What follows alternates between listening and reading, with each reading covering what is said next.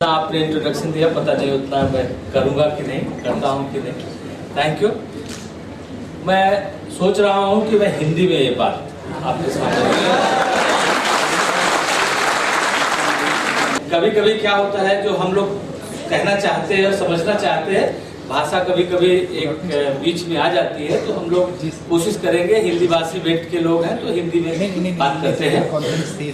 जैसे कि आप लोगों ने अभी तक सुना एसेंशियल मटेरियल्स, और मॉर्निंग में डायरेक्टर साहब ने भी बताया कि एरोस्पेस मटेरियल्स के लिए एल्युमिनियम, लिथियम एलाइड भी बड़े काम की चीजें हैं।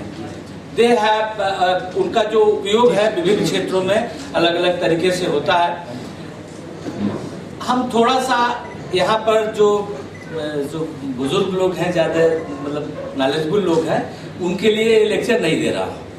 हम थोड़ा सा BTech first year, second year, third year के लोगों के लिए, जिसमें कि वो फंडामेंटल्स ऑफ मटेरियल्स के बारे में थोड़ा समझ सके, और दूसरी ब्रांचेस के लोग भी हैं, उनके लिए मैं सोच रहा हूँ कि उनके लिए ज़्यादा ये यूजफुल लेक्चर हो। इसके लिए क्योंकि मैं देख रहा हूँ कि काफ़ी इंटरडिसिप्लिन के बच्चे हैं, तो उसके हिसाब से बता रहा हूँ।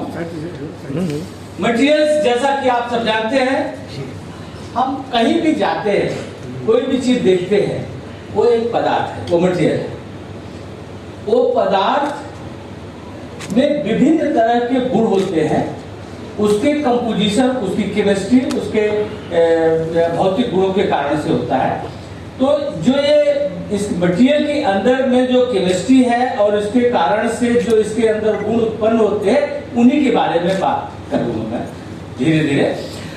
जैसा कि आप समझेंगे कि जैसे डेफिनेशन लिखा है कि material which looks around is all material. ये बिल्डिंग मटेरियल है, दिस ऑल मटेरियल। इवन कपड़ा जो हम पहने हैं, सब चारों तरफ जो भी चीजें हैं, सब मटेरियल है। और इनका स्ट्रक्चर कैसे होता है, इनका बेसिकली क्लासिफिकेशन कैसे होता है, उनके बारे में हम थोड़ा सा बात करेंगे। नेक्स्ट आगे, क्योंकि थोड़ा सा समय कम है और मैं ज्यादा चीजें बताना चाहता हूं, इसलिए काफी स्किप करूंगा। जैसे कि आप इस स्लाइड में देख रहे हैं, ferrous materials, non ferrous materials, metals, basically ये मेटल्स होते हैं। इसके अलावा प्लास्टिक्स हैं, कंपोजिट्स हैं, और नैनो मटेरियल्स हैं, सिरामिक मटेरियल्स हैं। ये विभिन्न तरह के मटेरियल्स हैं। मेटेलिक मटेरियल जो होता है वो काफी हद तक सब कहा जाता है कि स्ट्रक्चरल मटेरियल्स के रूप में मैकेनिकल इंजीनियर्स के लिए मैकेनिकल जो मेटेलिक मटेरियल्स हैं वो ज्यादा इंपॉर्टेंट होते हैं। और जो दूसरे मटेरियल्स हैं वो भी बहुत इंपॉर्टेंट है जनरली, जैसे कि जिंक ऑक्साइड की बात कर रहे थे, they are basically the ceramic materials. तो एक जो दूसरे भी हर तरह के मटेरियल्स होते हैं, उनके अपने अपने गुणों के कारण से वो पहचाने जाते हैं, जाने जाते हैं। एक फेरस मटेरियल, अपने पीरियोडिक टेबल में आयरन का एक नंबर है, और स्टील है।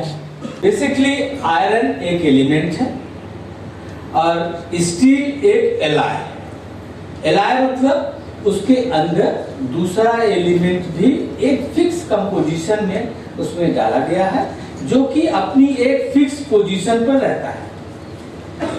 ज्यादा जो मेटल्स है, दे ऑल आर एक basically crystalline material. Crystalline material समझते हैं, जैसे बीसीसी, एफसीसी, बीसीटी, ये स्ट्रक्चर्स हैं। बेसिकली उन बीसीसी स्ट्रक्चर, आयरन का स्ट्रक्चर जो होता है, बॉडी सेंटर्ड क्यूबिक स्ट्रक्चर होता है, उसके अंदर में गैप, जैसे एक बॉल्स है, सब बॉल्स हैं, उसके बीच में गैप होता है। उस गैप को, जैसे गैप में अगर हम कार्बन को लगा दें, कार्बन को रख दें, एक एटम रख दें, तो क्या होगा, जैसे कि अगर कोई चीज उसमें नहीं रखा है और उसके ऊपर अगर एक बॉल है, बॉल के ऊपर दूसरी लेयर है, तीसरी लेयर है, एक लोड आप लगाते हैं, तो क्या होगा, बॉल खिसक जाएगा। आसान सिस्टम कॉम्पैक्ट है तो उसमें खिसकना मुश्किल है, तो क्या होगा, उसकी लोड कैरिंग कैपेबिलिटी जो है, बेसिकली स्ट्रेंथ, वो बढ़ जाती है। तो इसके कारण से जो स्टील, जैसे सोनिक वेलोसिटी रिलेट करती है यंग्स मॉडुलस से, जितना के मटेरियल से इंपैक्ट करे वहां तुरंत वहां से जो स्ट्रेस वेव जनरेट होकर के ज्यादा से ज्यादा दूरी तक जा सके। स्टील में चूंकि यंग्स मॉडुलस बहुत अच्छा होता है, इसके कारण से स्टील एक बहुत ही अच्छा आर्मर का काम करता है। जो मटेरियल्स ज्यादा डक्टाइल होते हैं और जिनकी यंग्स मॉडुलस कम होती है, उनके आर्मर की प्रॉपर्टी कमजोर होती है, एनर्जी अब्जॉर्प्शन की प्रॉपर्टी कमजोर होती है। मुख्य बिंदु मैं बताऊंगा आगे